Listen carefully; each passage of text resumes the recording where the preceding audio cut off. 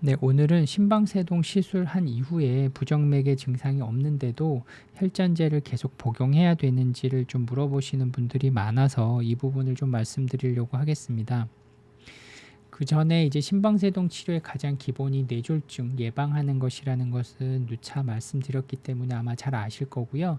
보시는 것처럼 심장의 구조물 자체에서 이렇게 볼록하게 튀어나와 있는 부분이 있습니다. 실제 모양을 보면 이렇게 복주머니처럼 되어 있지만 전혀 복스럽지가 않고요. 이렇게 모양이 되어 있다 보니까 여기에 이렇게 미세한 혈전들이 자꾸 생깁니다. 그러면 머리로 가는 혈관에 아주 가는 부분을 막게 됨으로써 혈전의 크기는 작지만 실제 이것으로 인해서 생기는 뇌졸중의 후유증은 상당히 크죠. 요 혈관이 막 그 담당하게 되는 뇌의 기능이 떨어짐으로써 이제 그로 인한 뭐 감각의 소실, 운동 기능 저하, 이제 말이 어눌해진다거나 이런 부작용들이 발생을 하는 겁니다. 그래서 혈전제를 복용하는 것이 무엇보다 중요하고요.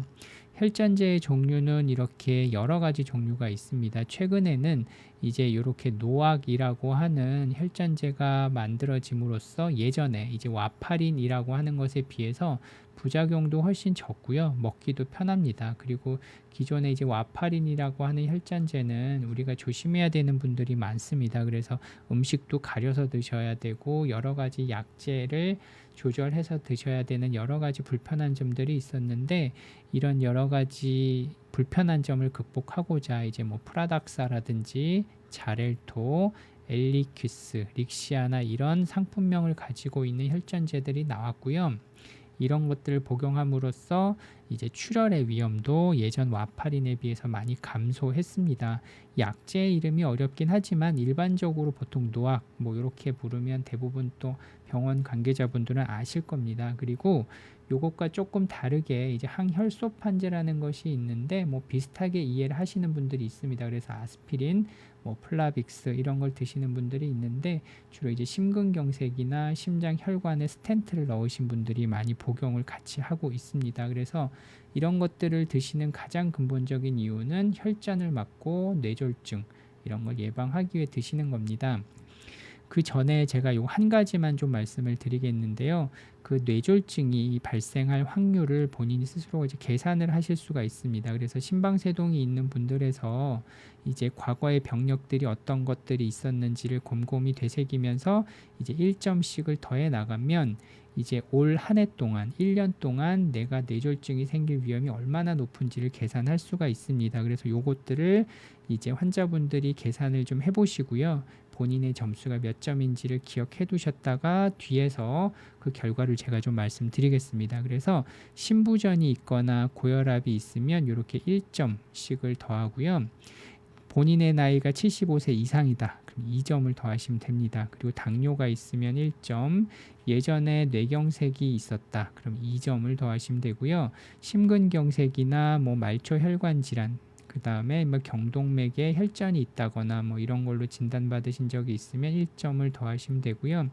나이가 65세에서 75세면 1점, 그리고 여성분에서는 1점 이렇게 더하셔서 이 스코어의 합이 이제 몇 점인지를 기억해 두셨다가 이제 오른쪽을 보시면 됩니다. 그래서 이 합이 높으면 높을수록 뇌졸중의 위험이 높다. 이렇게 이해를 하시면 되고요. 보시는 것처럼 내가 3점이다.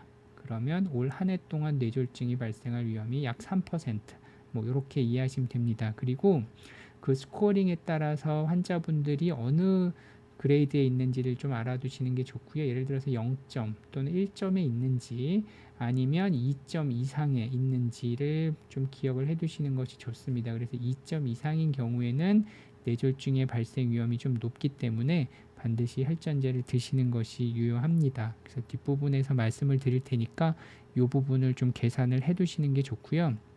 추가적으로 이전에서도 말씀드렸지만 심방세동이라는 것은 뇌졸중의 위험도 올리지만 치매의 위험도 올립니다. 그리고 젊으신 분들에서는 인지기능도 장애를 좀 유발할 수 있고요. 그래서 연구에는 보통 2배 정도 올린다라고 되어 있지만 오히려 항혈전제를 꾸준히 드신다고 하면 이런 위험도 많이 감소시키는 걸 볼 수 있습니다. 그래서 심방세동이 있는 분들은 치매나 인지기능 장애 의 발생이 이제 증가하기는 하지만 혈전제만 꾸준히 복용한다면 이것을 예방하는 데 아주 유효하다라는 연구 결과들이 있고요.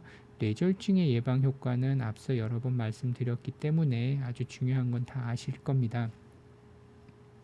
그럼 오늘 이제 말씀드리려는 부분이 이 부분입니다. 그래서 최근에는 이제 심방세동을 치료하는 것이 약뿐 아니라 이렇게 시술적인 치료들이 있습니다. 그래서 왼쪽에 있는 그림처럼 이제 전극도자 절제술이라든지 최근에는 이 풍선, 냉동 풍선 절제술을 통해서 손쉽게는 아니지만 하여튼 예전에 비해서 이제 효과적으로 부정맥 심방세동을 없애는 데 아주 도움을 받고 있고요. 그래서 시술한 이후에 심방세동이 재발도 없고 증상도 없을 때 과연 이 혈전제를 내가 계속 복용해야 되는지를 좀 궁금해 하시는 분들이 있는데 몇 가지 조건이 있습니다. 끊기 위한 조건으로서 심방세동 시술을 하고 이거에 대한 재발이 명확하게 없어야 됩니다. 그래서 시술하시고 나서 24시간 홀터라든지 이런 것들을 반복적으로 아마 해보실 거고요. 기관에 따라서는 심장에 심는 심전도 루프 레코더라는 것을 넣는 분들도 있습니다. 그리고 뇌졸중의 위험 이제 아까 계산하셨던 이런 위험 인자들이 전혀 없어야 됩니다. 그래서 보통 체드베스크 스코어 아까 계산하신 점수가 0점. 그래서 이 두 가지 조건을 만족하신다면 이제 혈전제를 시술한 이후에 보통 2-3개월 이후에는 이제 끊어보실 수 있습니다. 이 경우에 이제 주치의 선생님과 상의하셔서 끊어보실 수가 있고요.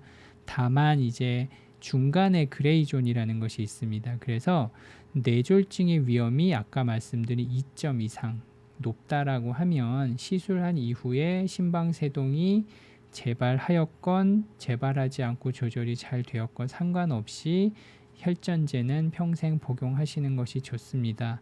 왜냐하면 이제 심방세동이라는 것은 이제 언제 발생할지를 모르고 평생 동안 이제 모니터링을 할 수가 없기 때문에 그 시술 이후에 뭐 홀터라든지 심전도를 통해서 증상이 없고 재발이 없다 하더라도 이것을 이제 100% 장담을 할 수가 없습니다. 그리고 발작적으로 1시간, 2시간 동안 생겼다 없어지는 심방세동은 현실적으로 이제 진단하기가 힘들고요. 그런 순간에도 뇌졸중은 발생을 할 수 있기 때문에 이런 위험 인자들을 많이 가지고 계신 분들은 가급적이면 이제 혈전제를 유지하시는 것이 좋습니다. 그래서 예전에는 와파린이 먹기가 좀 불편하고 출혈 위험도 있었지만 최근에는 이제 노악이란 약제가 옴으로써 이제 출혈의 위험도 줄었고 여러 가지 불편한 점도 많이 줄었기 때문에 이런 고위험군들은 이제 심방세동 이후에 재발이 없더라도 유지하시는 것이 안전할 것 같습니다.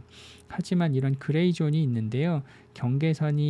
경계선상에 있는 분들, 즉 위험인자가 1개 정도만 있는 분, 예를 들어 체드베스크 스코어 아까 계산한 게 1점 정도라면 이제 심방세동 시술을 한 이후에 정말로 재발이 없고 홀터를 여러 번 했을 때도 심방세동이 보이지 않고 증상이 없다면 주치의 선생님과 잘 상의하셔서 끊어보는 것을 고려해 보실 수도 있겠습니다. 일부 연구 결과들에 따르면 1점 정도인 분들에 있어서는 시술 이후에 재발이 없다면 끊었을 때 위험이 크게 증가하지 않는다는 연구 결과들도 있기 때문에 이 부분들은 주치의 선생님과 잘 상의하셔서 끊어볼 수 있을 것 같습니다. 네, 감사합니다.